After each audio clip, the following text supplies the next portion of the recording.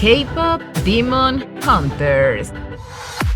Si no vives debajo de una piedra, probablemente a estas alturas ya hayas escuchado este nombre, aun si no has visto la película. Pues sus canciones, personajes, memes, trends de TikTok, conciertos y hasta espectáculos con drones inundaron el internet como un tsunami desde que la película salió hace como 3 meses. Y aunque probablemente estoy llegando demasiado tarde a la fiesta, el día de hoy me gustaría analizar el por qué esta película se convirtió en un fenómeno mundial que nadie se esperaba. Y lo digo en serio, ni siquiera Sony, que fue quien la produjo, le tenía fe al proyecto, pues hasta se dio los derechos de distribución en su totalidad a Netflix. Pero dicho todo esto, ¿la película es tan buena? ¿Por qué algo tan poco valorado hasta por su propio creador resultó ser el hit del año hasta el momento? Bienvenidos, animalitos del bosque urbano. Yo soy Slow, están en el top 4 y hoy analizaremos la fórmula mágica que convirtió a estas 3 idols de ficción en el grupo de K-pop más escuchado en múltiples plataformas musicales y la película más vista en la historia de Netflix, que hizo temblar a la industria y rabiar a los haters.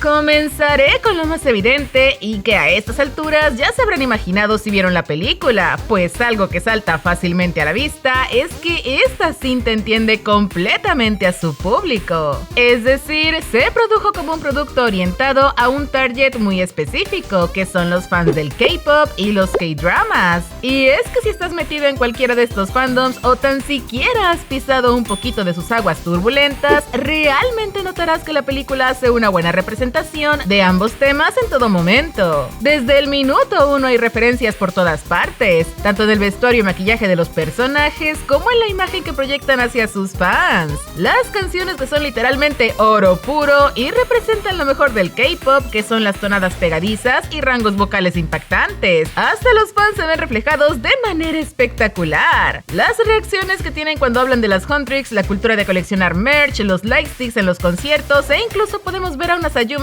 obsesionadas con los Aya Boys. Por cierto, amé a estas señoras, perfectamente podría ser una de ellas. Y por el lado de los K-dramas, la representación no se queda atrás, pues la icónica escena donde Rumi y Jinu se conocen por primera vez acompañados del tema musical Love Maybe de Propuesta Laboral es simplemente perfecta y una referencia muy clara a este tipo de escenas clichés presentes en los dramas románticos. Además del tropo de enemies to lovers, las reacciones exageradas de los personajes ante casi cualquier situación que le brindan dinamismo a la historia y un sinfín de cosas más. Con todo esto quiero dejar claro que la película sabía muy bien hacia quién estaba dirigida y dio todo lo que pudo para complacer a ese público específico. Pero algo curioso y que no cualquiera consigue es que logró romper la barrera de su target y llegar a muchas más personas de las que se esperaba. Y aquí es donde surge la pregunta de ¿por qué? ¿En verdad estamos ante una maravilla de la animación moderna? Y la respuesta corta es no, pero al mismo tiempo sí.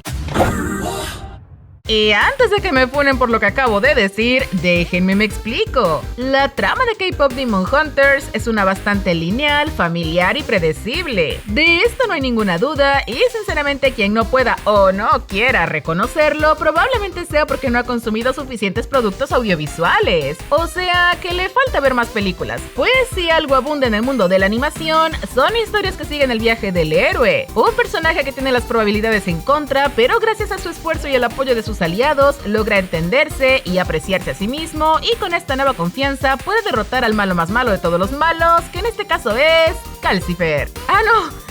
Gima.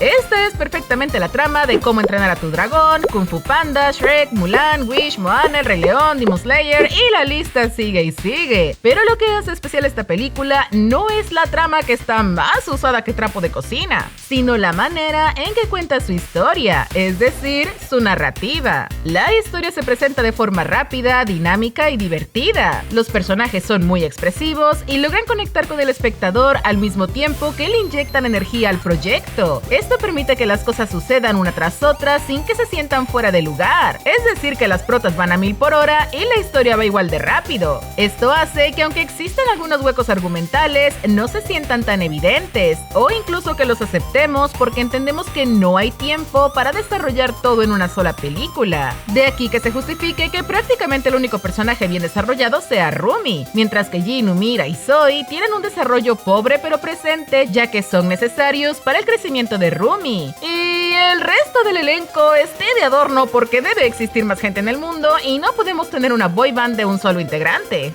Es esta dinámica ligeramente acelerada lo que permite que la historia sea genuinamente entretenida de principio a fin, ya que no tiene partes aburridas e incluso los pequeños descansos que se toma donde todo es un poco más tranquilo suelen ser momentos de conexión e introspección de los personajes que nos permiten entender sus motivaciones. Este es un gran ejemplo de que no necesitas crear una historia súper original y complicada para mantener a tu público interesado. Puedes tener una historia muy simple con una base más quemada que mi arroz de ayer, pero aún así convertirla en un gran producto con el simple hecho de saberla contar.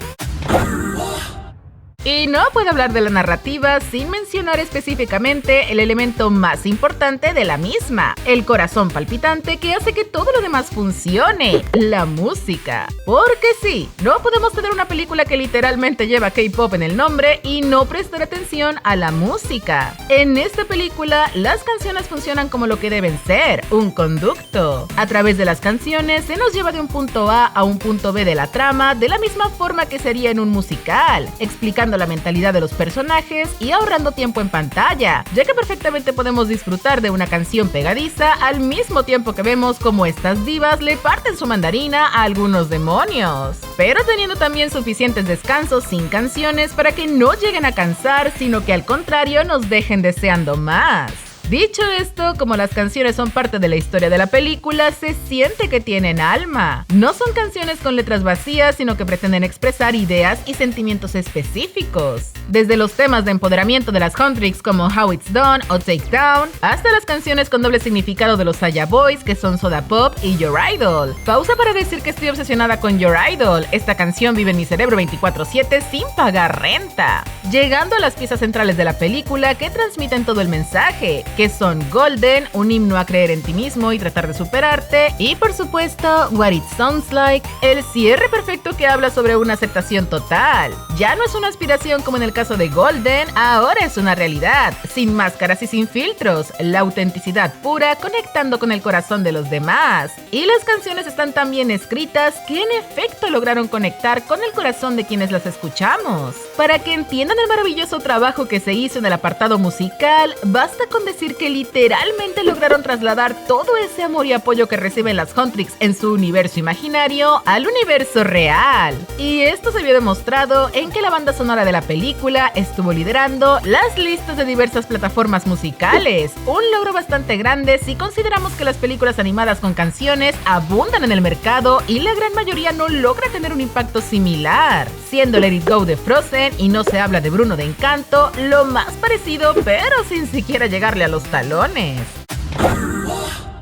Y para terminar este análisis que ya se está extendiendo demasiado, quiero hablar del último factor que es la distribución de la película. Muchos han dicho que seguramente Sony debe estar como ira de intensamente por no haber estrenado esta película en cines y que se perdió la oportunidad de ganarse unos cuantos millones de $. Pero lo cierto es que esto está muy alejado de la realidad. Como mencioné al inicio, a este proyecto se le tenía tan poca fe que ni siquiera se le hizo publicidad. La mayoría nos enteramos por algún creador de contenido poco antes de su estreno o incluso después. Si esta película se hubiera lanzado en cines, me atrevo a decir que no la habría visto casi nadie. Pues recordemos que al llegar a cine, entra a competir directamente con los otros estrenos del momento. Películas que fueron anunciadas y publicitadas con años o meses de anticipación. Películas que quizás vienen con cierto renombre ya sea por el director o los actores, y esto habría puesto en una enorme desventaja a un producto con un público objetivo limitado, con poca presencia publicitaria y con un nombre que no inspira ninguna confianza. película. Porque seamos honestos, K-Pop Demon Hunters o las guerreras K-Pop suena medio chafa. Lo que permitió que esta película pudiera brillar como la joya que es fue su lanzamiento directamente en Netflix, pues esto hizo que las personas pudieran acceder más fácilmente a ella sin tener que pagar un boleto y un combo nachos grande. Aquellos fuera de su público objetivo le dieron una oportunidad precisamente porque no tenían nada que perder. De ser malas, solo habrían perdido 1 hora y media de sus vidas, y para su gran sorpresa, terminaron divirtiéndose mucho y tomándole cariño por todos los puntos que ya mencioné antes.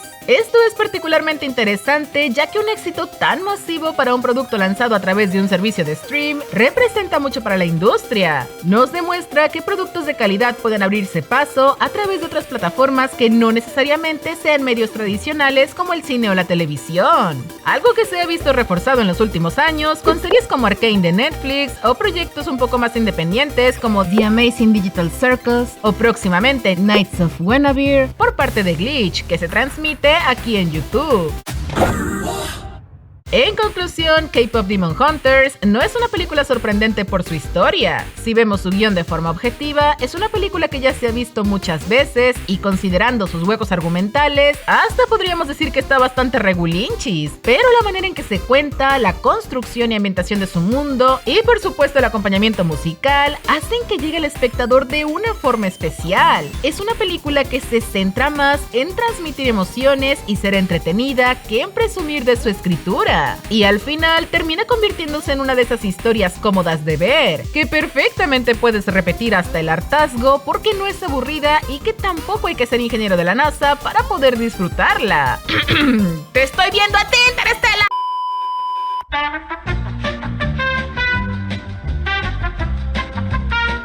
Y bueno, criaturitas del bosque urbano, aquí se termina el video de hoy. Tenía muchas ganas de hablar de este tema porque considero que entender por qué una película funciona nos ayuda a ser un poco más objetivos al momento de consumirla y disfrutarla. No se trata de aplaudirle porque todo el mundo lo hace o de odiarla para sentirnos únicos y efervescentes, sino de entender que más allá de que algo nos guste o no, siempre hay un motivo del por qué funciona para algunas personas. Y aún si no funciona para ti, quizás haya una cosa o dos que puedas apreciar de ella. Si te gustó este video, dale like, comparte, suscríbete, mastícalo, saboréalo y comenta. Ya sabes que me encanta leer qué es lo que tú opinas porque eso enriquece mucho más esta conversación. Y si tienes ganas de soltar tu bilis y encenderte como la pelona de Ares, puedes hacerlo, pero sin transgredir los límites del decoro y el respeto. Porque aquí podremos ser animalitos del bosque, pero somos animalitos civilizados. Yo soy Slow, estás en el Top 4 y nos vemos la próxima vez que tenga tiempo para editarles un video que puede ser entre 1 y 365 días hábiles. Bye bye.